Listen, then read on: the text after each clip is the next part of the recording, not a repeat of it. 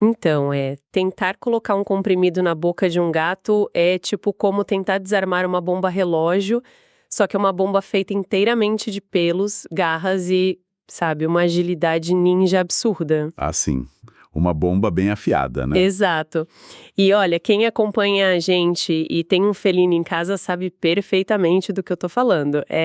Existe esse momento específico que é quase místico na vida de um tutor que testa todos os limites da nossa sanidade humana, sabe? E do amor incondicional também. Com certeza. É o teste de fogo. Sim, porque geralmente quando a gente pensa em cuidados médicos com nossos animais, a gente imagina um processo tipo clínico e direto. Né? A gente pega um pedaço de carne, esconde o remédio no meio, joga ali para um cachorro e ele engole sem nem mastigar. O cachorro é bem mais, digamos, colaborativo nessa parte. Muito mais. Mas com os gatos, a história é completamente diferente. Eles são predadores super meticulosos, incrivelmente seletivos com o que colocam na boca, e tentar empurrar algo goela abaixo costuma se transformar num pesadelo monumental. Um pesadelo para os dois lados, é importante dizer. Exatamente.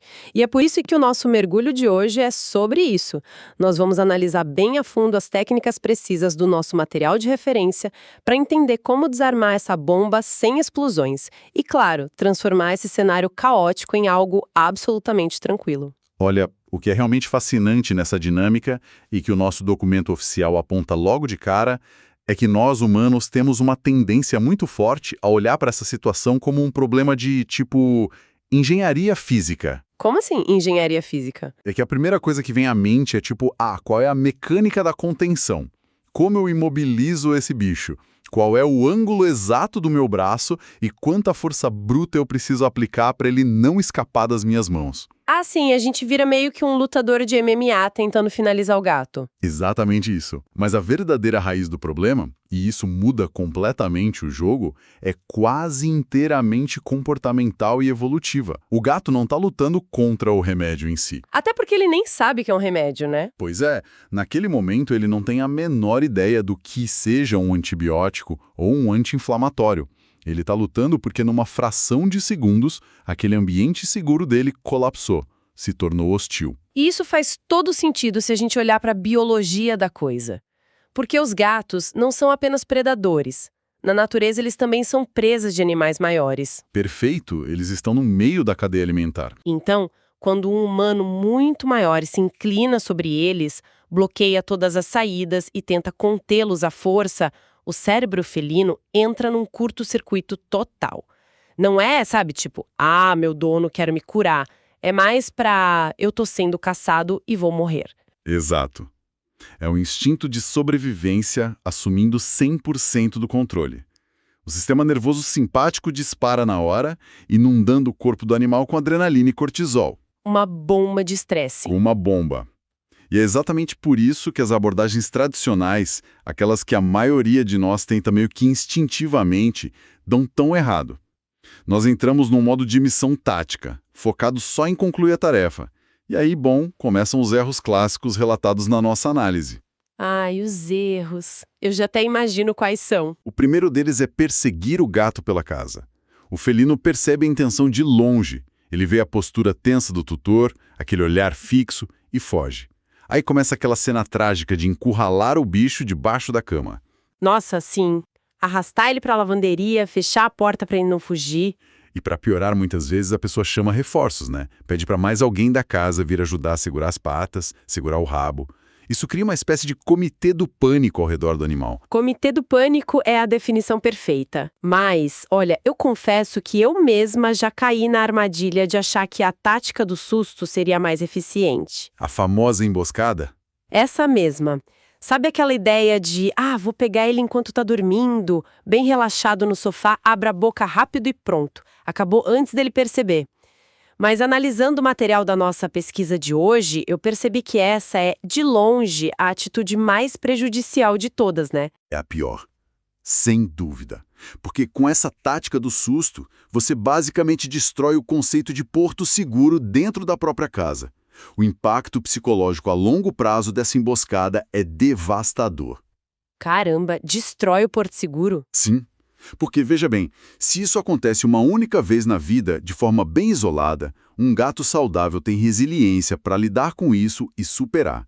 Mas o problema real surge quando o tratamento exige uma rotina. Tipo um antibiótico de 12 em 12 horas? Exato. Imagina tentar dar um remédio de 12 em 12 horas durante 10 dias usando esse elemento surpresa ou a força bruta. O ambiente vira uma zona de guerra constante. O felino preza, acima de quase tudo, pela previsibilidade, pela segurança do território dele. E se ele é atacado enquanto dorme? A ansiedade se torna crônica. O documento oficial relata que o gato passa literalmente a dormir com um olho aberto e outro fechado, por puro medo. Ele dorme em estado de alerta permanente, com os músculos tensos porque ele aprendeu da pior forma que não pode baixar a guarda nem quando está descansando. Certo. A teoria da construção de um ambiente seguro é linda. Mas, vamos olhar para a realidade nua e crua de quem está nos escutando agora, que talvez esteja com um animal doente em casa neste exato momento. Claro, a teoria encontra a prática. E se for uma emergência crítica? Digamos que é domingo à noite, meu gato está com uma infecção urinária grave, sentindo muita dor, e o veterinário mandou dar o antibiótico agora. Eu não tenho o luxo de passar as próximas 3 semanas construindo uma, conta bancária de confiança com petiscos. A situação exige ação imediata. Sim, o bicho precisa do remédio hoje, ou a situação pode ser fatal. O que a pessoa faz nesse desespero? A força não se justifica nessa triagem médica imediata. As pessoas fazem isso com a melhor das intenções, não é? Olha, essa é a grande dor da maioria dos tutores. E a intenção é excelente. Na emergência absoluta, onde não houve preparo prévio e a vida ou a integridade do animal estão em risco iminente, você vai precisar fazer o que nós chamamos de controle de danos. Tá, e como é esse controle de danos na prática? Nessas situações extremas, a recomendação da especialista é ser o mais rápido e eficiente possível, minimizando a duração do trauma. A técnica é envolver o gato firmemente numa toalha, o famoso purrito. Ah, fazer um rolinho de gato? Isso. Isso serve para proteger as garras e conter o corpo de forma segura. Aí você vai para um ambiente pequeno e silencioso, administra a medicação em segundos e solta o animal imediatamente, sem ficar tentando forçar carinho depois. Dá o espaço que ele precisa. Exato. Porém, e este é o ponto crucial do nosso material de referência, nós precisamos ter a clareza de que essa contenção forçada de emergência vai causar um dano na relação de confiança. Você está sacando um valor altíssimo daquela conta bancária emocional. E se a conta já estiver zerada, a relação quebra de vez. Exatamente. Se a única interação é negativa e você faz isso repetidas vezes, a relação se quebra. É por isso que atuar no desespero é a pior política a longo prazo. O segredo da convivência pacífica e da saúde mental do felino não é a força, mas sim a preparação prévia antes mesmo de o gato ficar doente. Olha, aqui é que a coisa fica realmente interessante. Porque essa ideia de preparação prévia, de construir alicerces sólidos antes que a crise bata na porta, não serve só para a biologia felina. É um princípio universal, né? Sem dúvida, se aplica a quase tudo. Preparar-se antecipadamente é a chave mestra para resolver quase qualquer problema complexo. E isso me faz pensar muito sobre o perfil de quem escolhe ter gatos. Existe essa percepção, que é apoiada por vários estudos e até pela sabedoria popular, de que quem convive com felinos costuma ter um perfil bem específico. Ah, sim, o perfil do tutor de gatos. Geralmente são pessoas mais criativas, inteligentes, mais introspectivas e muito envolvidas com a leitura e com o aprofundamento intelectual. E, curiosamente, esse é exatamente o perfil que combina com o hábito de estudar pesado para provas e concursos. O foco no longo prazo. Exato. Seja se preparando para um vestibular, para um concurso público super concorrido, carreira militar, a prova da OAB ou até a tão sonhada residência médica.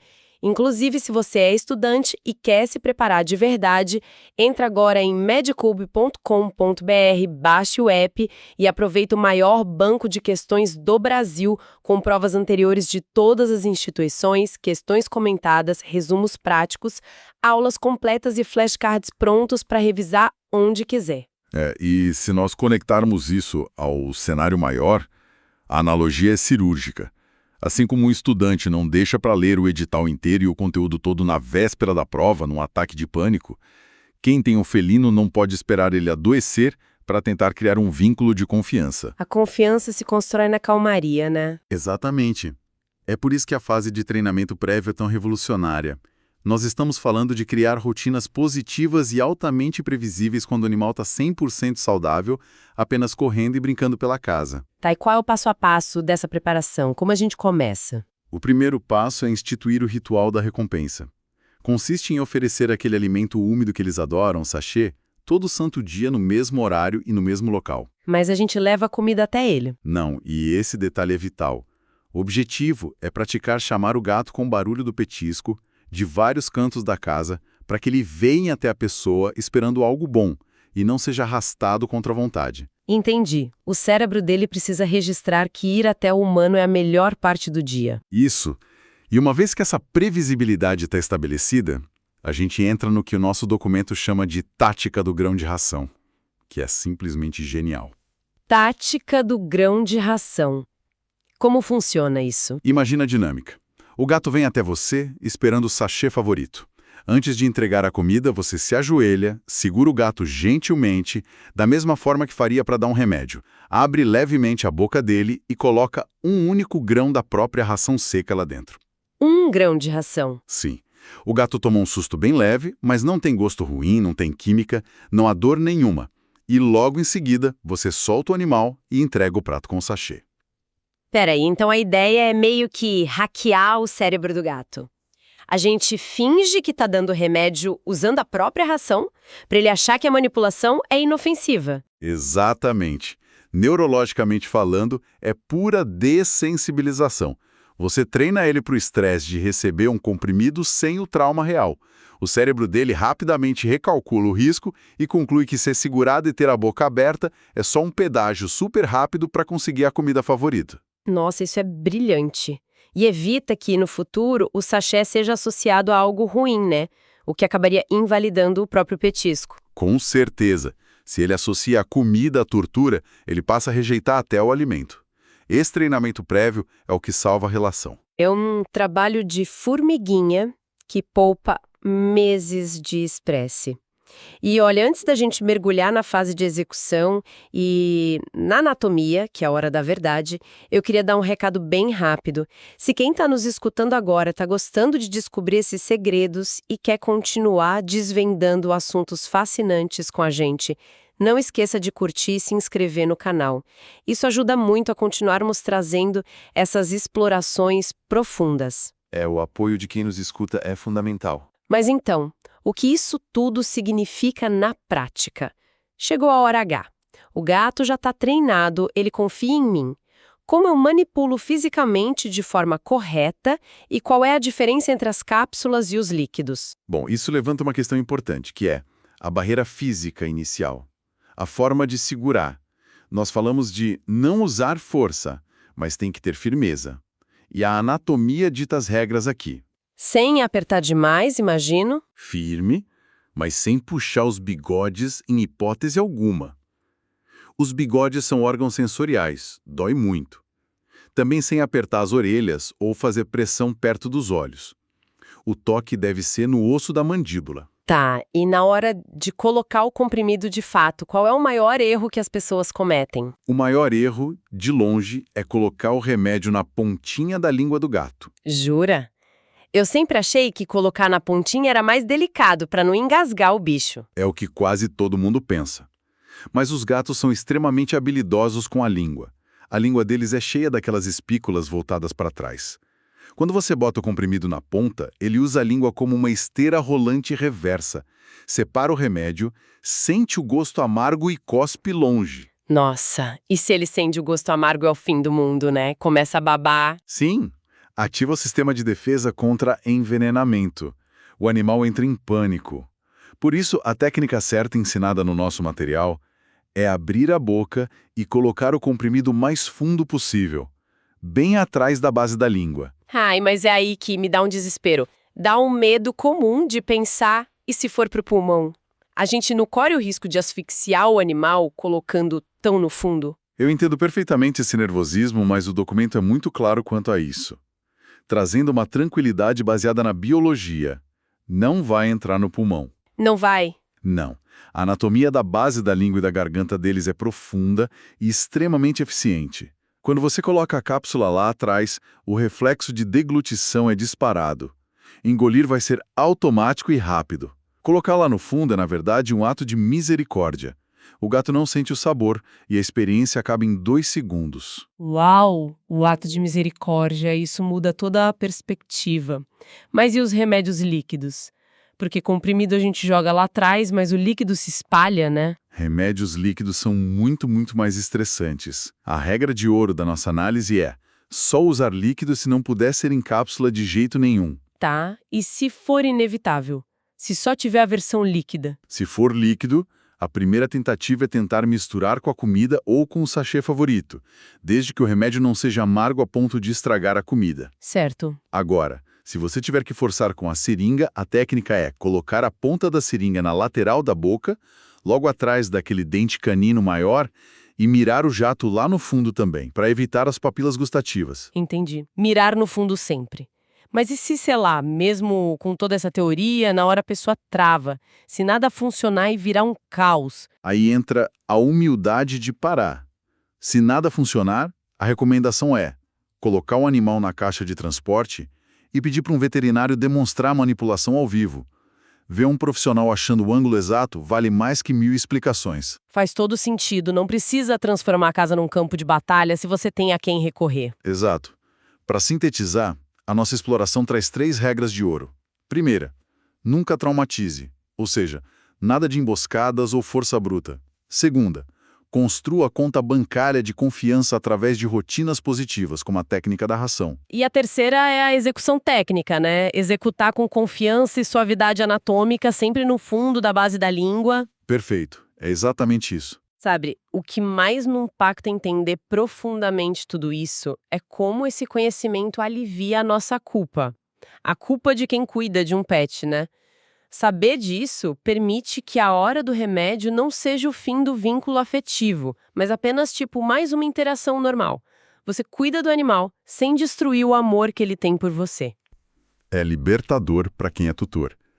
E nós passamos nossa exploração vendo como desenhar um ambiente positivo elimina a necessidade do uso da força física com um felino. A reflexão final que fica para quem nos acompanha é: em quantas outras áreas das nossas vidas, nas relações humanas, na gestão de equipes ou até na educação das crianças, nós continuamos apostando na força ou no susto simplesmente porque nunca paramos para criar uma rotina prévia de confiança e recompensa? Uau! Que pergunta excelente para a gente encerrar nosso papo de hoje. Fica aí essa reflexão super profunda para quem está ouvindo. A gente começa falando de gato e termina repensando nossas relações, né? Sensacional. Pessoal, muito obrigada pela companhia no nosso mergulho de hoje. Continuem curiosos, construam suas contas bancárias de confiança e a gente se vê na nossa próxima exploração. Até lá!